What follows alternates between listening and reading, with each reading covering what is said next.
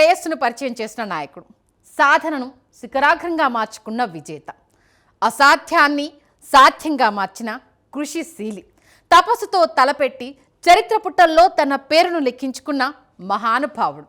కృషి ఉంటే మనుషులు ఋషులవుతారు, మహాపురుషులవుతారన్న మాటలకు జీవన సాక్షిగా నిలిచిన వ్యక్తి.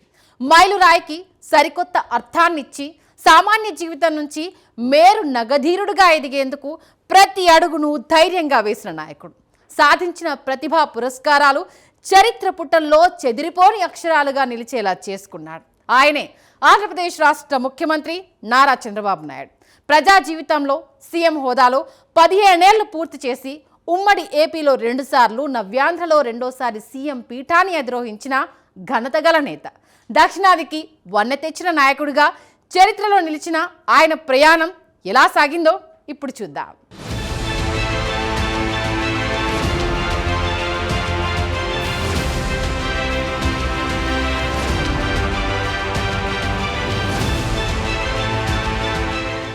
ఆంధ్రప్రదేశ్ ముఖ్యమంత్రి నారా చంద్రబాబు నాయుడు ప్రస్తుతం సీఎంగా బాధ్యతలు నిర్వహిస్తున్నారు. అక్టోబర్ 10తో ఆయన ముఖ్యమంత్రి హోదాలో ఏకంగా 15 సంవత్సరాలు పూర్తి చేసుకున్న అరుదైన ఘనతను అందుకున్నారు. ఉమ్మడి ఆంధ్రప్రదేశ్ నుంచి విభజన అనంతరం తెలుగు రాష్ట్రాల వరకు మొత్తం 15 ఏళ్లు సీఎంగా పాలించిన ఏకైక నేతగా ఆయన చరిత్రలో నిలిచారు. వన్స్ మోర్ సీఎం అన్న పదం ఆయనకు సులభంగా మారిన సందర్భం వెనుక ప్రజాక్షేత్రంలో ఆయన చేసిన శ్రమ, చూపిన విజన్, ప్రజలతో ఏర్పరచుకున్న నమ్మకం ప్రధాన కారణాలు. ముఖ్యమంత్రిగా 15 ఏళ్ల మార్కును దాటిన అసాధారణ నాయకుడిగా ఆయన సరికొత్త రికార్డు సృష్టించారు. పదవిలో పయనించిన ఆ ప్రయాణం ప్రజల విశ్వాసంతో చరిత్రను అందుకునేలా మారింది.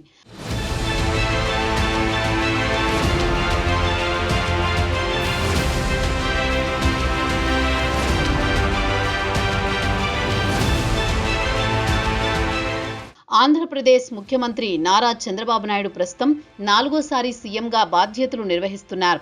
1995 సెప్టెంబర్ 1న తొలిసారి సీఎం పీఠాన్ని అధిరోహించిన ఆయన అప్పటి నుంచి రాజకీయ జీవితం ఎన్నో మలుపులతో, ఎన్నో మైలురాళ్లతో సాగింది. రెండోసారి 1999 అక్టోబర్ 11న బాధ్యతలు చేపట్టి వరుసగా 2వ టర్మ్ పూర్తి చేశారు. రాష్ట్ర విభజన అనంతరం పునః ఏకీకృత ఆంధ్రప్రదేశ్కు తొలి ముఖ్యమంత్రిగా 2014 జూన్ 8న ప్రమాణం చేసి 3వసారి సీఎంగా ప్రజాసేవకు నడుం బిగించారు. ఇక 2024 జూన్ 12న 4వసారి ముఖ్యమంత్రిగా ప్రమాణం చేసిన చంద్రబాబు ప్రస్తుతం రాష్ట్రాన్ని నడిపిస్తున్నారు. 2025 అక్టోబర్ 10 నాటి వరకు ఆయన పదవీ కాలాన్ని లెక్కిస్తే సీఎం హోదాలో 15 సంవత్సరాలు పూర్తి చేసుకోవడం ద్వారా తెలుగు రాజకీయ చరిత్రలో అరుదైన రికార్డును తన ఖాతాలో నమోదు చేసుకున్నారు. ప్రజల విశ్వాసానికి పదునైన ప్రతిరూపంగా నిలిచిన నాయకుడిగా నిలిచారు.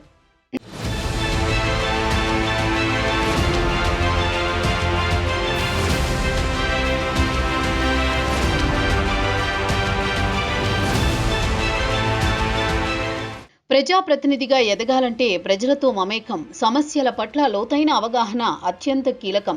మారుమూల కుగ్రామమైన నారావారి పల్లెలో జన్మించిన నారా చంద్రబాబు నాయుడు 1974లో తిరుపతిలోని ఎస్వి యూనివర్సిటీలో ఆర్థిక శాస్త్రంలో పట్టా పొందారు. విద్యార్థి దశలోనే నాయకత్వ లక్షణాలు ప్రదర్శిస్తూ విద్యార్థి నాయకుడిగా పనిచేశారు.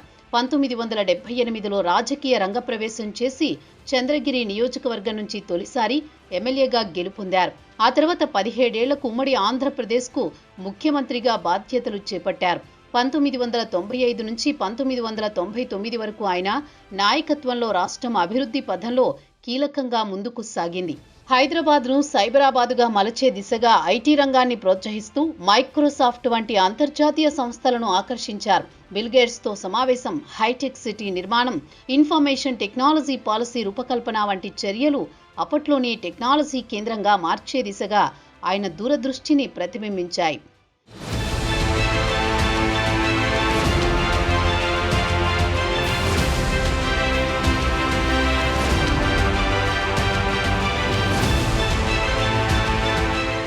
పదిహేనేళ్లు ముఖ్యమంత్రిగా బాధ్యతలు నిర్వహించడం అంటే కేవలం అధికారం కాదు. అందుకోసం శ్రమించిన ఘట్టాలు, ఎదుర్కొన్న విమర్శలు, ఆరోపణలు, రాజకీయ దాడులు అన్నీ కలిసి ఒక నాయకుడి నిజమైన ప్రయాణాన్ని నిర్మిస్తాయి.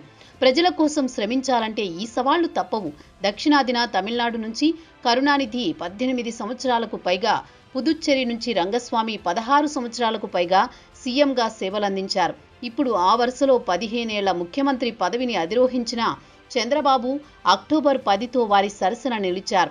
ఇంకా ఆయన ప్రయాణం కొనసాగుతోంది. గతంలో ఉమ్మడి ఆంధ్రప్రదేశ్లో కాసు బ్రహ్మానందరెడ్డి, ఎన్టీఆర్ వంటి నేతలు 7 సంవత్సరాలకు పైగా సీఎంగా పనిచేశారు. నేటి తెలంగాణలో కేసీఆర్ 9 సంవత్సరాలకు పైగా సీఎంగా పనిచేశారు.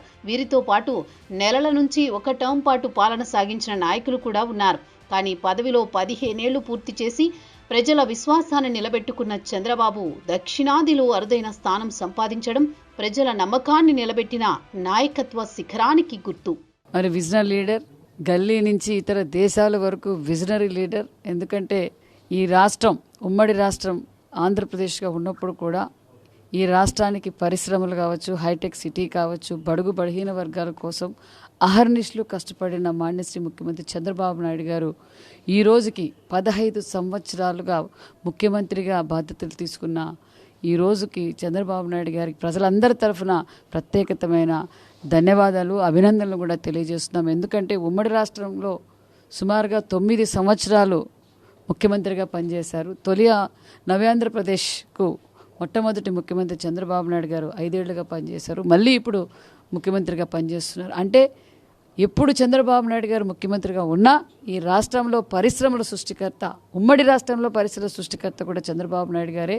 మరి ఈ రాయలసీమ కావచ్చు, ఇక్కడ ఉమ్మడి ఆంధ్రప్రదేశ్లో ఆనాటి నుంచే మరి సాగునీరు కావచ్చు, తాగునీరు తెచ్చిన అపర భగీరథుడు చంద్రబాబు నాయుడు. ఈరోజు బడుగు బడిగిన వర్గాలు అన్ని సెక్టార్లోనూ అన్ని రంగాల్లోనూ ఉన్నారు అంటే చంద్రబాబు నాయుడు గారి విజనరీ అనే విషయాన్ని కూడా తెలియజేస్తుంది.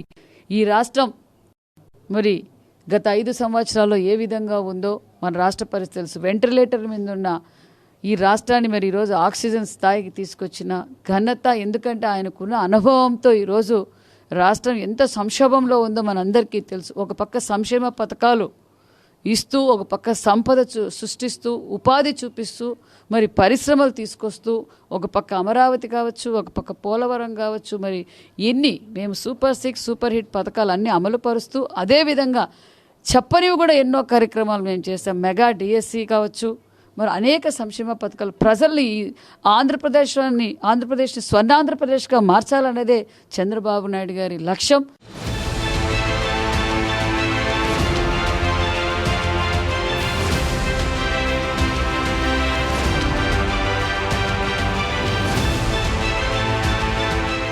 సంక్షోభాలు ఎదుర్కోవడం, సంస్కరణలతో ముందుకు సాగడం ముఖ్యమంత్రిగా నారా చంద్రబాబు నాయుడికి కొత్త విషయం కాదు. టీడీపీలో నెలకొన్న సంక్షోభాన్ని సమర్థంగా ఎదుర్కొని పార్టీని, క్యాడర్ను నిలబెట్టుకునేందుకు ఆయన ఎదుర్కొన్న పరిస్థితులు రాజకీయ చరిత్రలో కీలక ఘట్టంగా నిలిచాయి. 1995లో తొలిసారి ముఖ్యమంత్రిగా ఎన్నిక కావడం ఆంధ్రప్రదేశ్ రాజకీయాల్లో ఒక మలుపు. అప్పట్లో టీడీపీ అధినేతగా దివంగత ఎన్టీ రామారావు ఉన్నారు. రెండో వివాహం నేపథ్యంలో కుటుంబంలో, పార్టీ నేతల్లో అసంతృప్తి పెరగడంతో 163 మంది ఎమ్మెల్యేలు చంద్రబాబుకు మద్దతు ప్రకటించారు. ఈ పరిణామాల మధ్య 1995 సెప్టెంబర్ 1న ఆయన ముఖ్యమంత్రిగా ప్రమాణం చేశారు. రెండోసారి 1995లో సీఎం పదవిని తిరిగి చేపట్టడం ప్రజల తీర్పుకు అద్దం పట్టేలా జరిగింది. ఎన్టీఆర్ వారసత్వంపై ఊహాగానాలున్న సమయంలో 181 స్థానాల్లో విజయం సాధించి సీఎం పీఠాన్ని అధిరోహించడం చంద్రబాబుకు అప్పట్లో గట్టి పరీక్షగా నిలిచింది. సంక్షోభం నుంచి శక్తిగా ఎదిగిన చంద్రబాబు నాయకత్వ ప్రతిభను సాధించేలా చేసింది.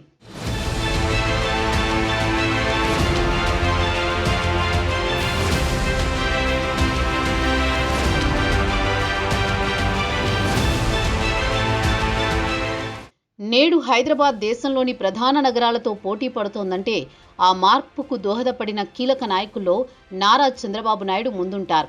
ముఖ్యమంత్రి హోదాలో ఆయన హైదరాబాద్ను ఐటీ హబ్గా తీర్చిదిద్దే పనిని వేగవంతం చేశారు. హైటెక్ City, cyber towers, outer ring road, అంతర్జాతీయ విమానాశ్రయం వంటి మౌలిక సదుపాయాలు, ప్రాజెక్టులను ప్రారంభించి నగర అభివృద్ధికి బలమైన బాటలు వేశారు.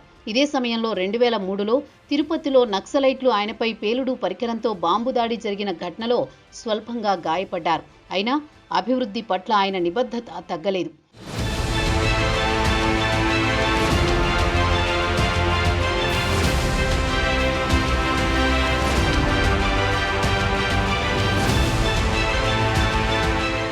2014లో ఉమ్మడి ఆంధ్రప్రదేశ్ విభజన అనంతరం రాజధాని లేని రాష్ట్రానికి ముఖ్యమంత్రిగా చంద్రబాబు మూడోసారి బాధ్యతలు చేపట్టారు. ఈ సంక్లిష్ట పరిస్థితుల్లో ఆయన పాలన, అభివృద్ధి, భవిష్యత్తు దృష్టి, ప్రజల నమ్మకాన్ని సమన్వయపరిచిన ఘట్టంగా నిలిచింది. అమరావతిని రాజధానిగా అభివృద్ధి చేయాలన్న ఆలోచన ఆయన దూరదృష్టికి నిదర్శనం. రాష్ట్రాన్ని సస్యశ్యామలం చేయాలన్న లక్ష్యంతో పోలవరం ప్రాజెక్టును పట్టాలెక్కించారు. 2019 ఎన్నికల్లో టీడీపీ ఓటమి పాలైనప్పటికీ అనంతర కాలంలో వైసీపీ పాలనలో ఆయన వ్యక్తిగతంగా ఎన్నో నిర్బంధాలు, అవమానాలు, జైలు జీవితాన్ని కూడా ఎదుర్కొన్నారు. అయినా అన్నింటినీ తట్టుకుని రాజకీయ వ్యూహంతో, చాతుర్యంతో జనసేన, బీజేపీ వంటి పార్టీలను కలుపుకుపోయేలా పరిస్థితులు ఏర్పడేలా చేశారు.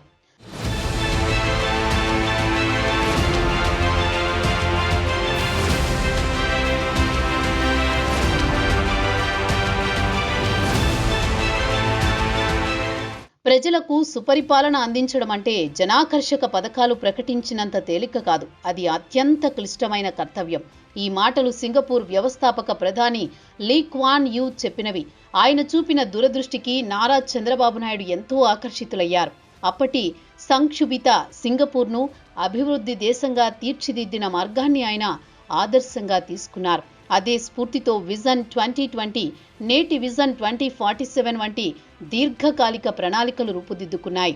ముఖ్యమంత్రి హోదాలో చంద్రబాబు తీసుకున్న ప్రతి నిర్ణయానికి తొలుత తీవ్ర వ్యతిరేకత ఎదురైంది. కానీ కాలం గడిచే కొద్దీ వాటి ఫలితాలు భవిష్యత్తు తరాలకు ఎంతో ఉపయుక్తంగా మారాయి.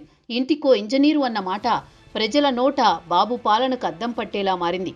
మాదాపూర్ కొండల్లో హైటెక్ సిటీకి పునాది వేసిన వాడు కూడా ఈ చంద్రబాబే.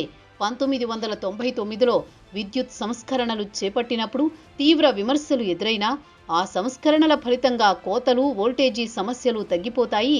నదుల అనుసంధానంతో గోదావరి నీటిని కృష్ణా జలాలతో కలిపారు. ఆ సంస్కరణల ఫలితంగా కోతలు, వోల్టేజీ సమస్యలు తగ్గిపోయాయి. నదుల అనుసంధానంతో గోదావరి నీటిని కృష్ణా జలాలతో కలిపారు. అమరావతి పేరుతో బృహత్తర రాజధాని నిర్మాణానికి శ్రీకారం చుట్టారు. కలలు కనడం, వాటిని సాకారం చేయడం, సంపద సృష్టించడం, సంక్షేమం అమలు చేయడం, ఇదే చంద్రబాబు పాలనా మార్గం. ఇది కేవలం పాలన కాదు, ప్రజల భవిష్యత్తును మలచే దృఢ సంకల్పం. ప్రజల వద్దకే పాలన తెచ్చి సంక్షోభాన్ని సైతం సోపానాలుగా మార్చుకుంటూ ముఖ్యమంత్రిగా 15 ఏళ్ల సుదీర్ఘ ప్రయాణాన్ని పూర్తి చేసిన గౌరవ ముఖ్యమంత్రి నారా చంద్రబాబు నాయుడు గారికి హృదయపూర్వక శుభాకాంక్షలు తెలియజేస్తూ ఉన్నాను.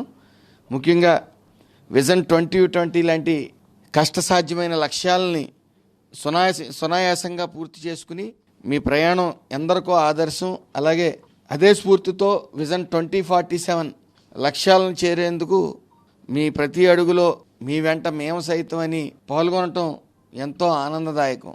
అలాగే క్రమశిక్షణ, పని పట్ల అంకితభావం, పార్టీ పట్ల ఎలా ఉండాలి, ఇవన్నీ నాలాంటి జూనియర్కి నిజంగా చాలా పూర్వజన్మ సుకృతంగా భావిస్తూ ఉన్నాను.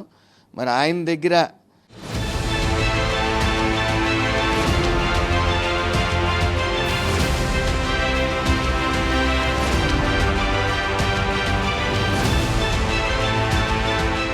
చంద్రబాబు సాధించిన 15 ఏళ్ల ముఖ్యమంత్రి పదవీ ప్రయాణం కేవలం కాలపరిమితి కాదు. అది శ్రమ, తపన, పోటీత్వం, ప్రజల పట్ల నిబద్ధత, దూరదృష్టితో కూడిన నాయకత్వ గాథ. మారుమూల నారావారిపల్లె నుంచి ప్రారంభమైన ఆయన జీవితం విద్యార్థి నాయకత్వం నుంచి రాష్ట్ర నాయకత్వం వరకు సాగిన ప్రతి అడుగు శ్రమతో నిండింది.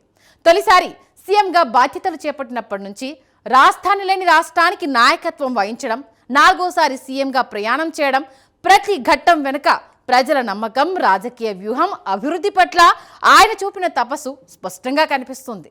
విమర్శలు, రాజకీయ దాడులు, నిర్బంధాలు ఎదురైనా ఆయన వెనక్కి తగ్గలేదు. ఐటీ రంగం నుంచి మౌలిక సదుపాయాలు, విద్యుత్ సంస్కరణల నుంచి నదుల అనుసంధానం, అమరావతి నిర్మాణం నుంచి విజన్ 2047 దాకా ప్రతి నిర్ణయం ప్రజల భవిష్యత్తును దృష్టిలో పెట్టుకొని తీసుకుంది. ఇది కేవలం పదవిలో 15 ఏళ్లు కాదు, ప్రజల ఆశల్ని మలిచిన శ్రమశీలి నాయకత్వానికి నిలువెత్తు నిదర్శనం.